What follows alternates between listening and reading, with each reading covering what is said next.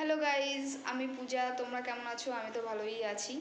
তো আমি তোমাদের বলেছিলাম আমি রেগুলার ভিডিও দেবো, আর তোমরা জানো যে আমি বেকারি শেফ, সঙ্গে হোম বেকারও। তো আজকে আমার একটা 1 পাউন্ডের বার্থডে কেকের অর্ডার আছে। তো সেটাই আমি কি করে রেডি করব সেটা আমি তোমাদের সঙ্গে শেয়ার করব। তো আমি এখানে স্পঞ্জ ঢুকিয়ে দিয়েছি ওভেনে।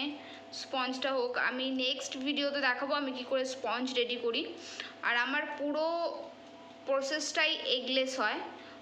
তো আমি যেদিন করব নেক্সট স্পঞ্জ, আবার আমি তোমাদের দেখাবো, আর তোমরা দেখতে থাকো আমি কি করে বার্থডে কেকটা রেডি করি। তো আমি যেটা বলেছিলাম যে স্পঞ্জ হয়ে গেলে, স্পঞ্জটা হয়ে গেছে আমার। কালকেই অর্ডারটা ছিল, তো অর্ডারটা আমার আজকেই দুপুরে এসেছে।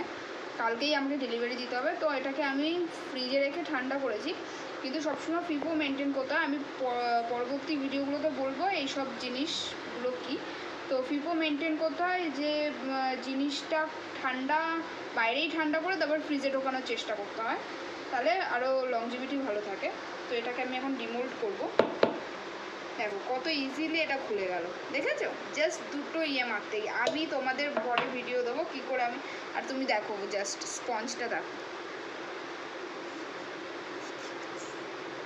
দেখতে পাচ্ছ স্পঞ্জটা কত নরম? বুঝতে পারছো তোমরা? তো এটাকে এখন আমি স্লাইস করব। স্লাইস করে এটাকে আমি কেক বানাবো। আমি ওপরের এইটা কেটে বাদ দিয়ে দেবো।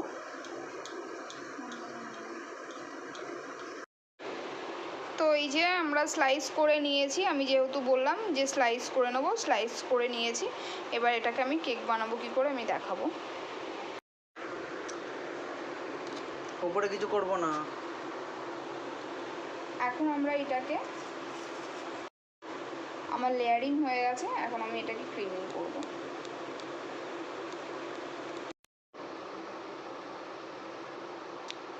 তো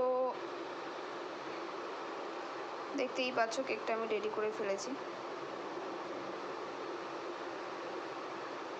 এটা 1 পাউন্ডের চকলেট কেক আছে।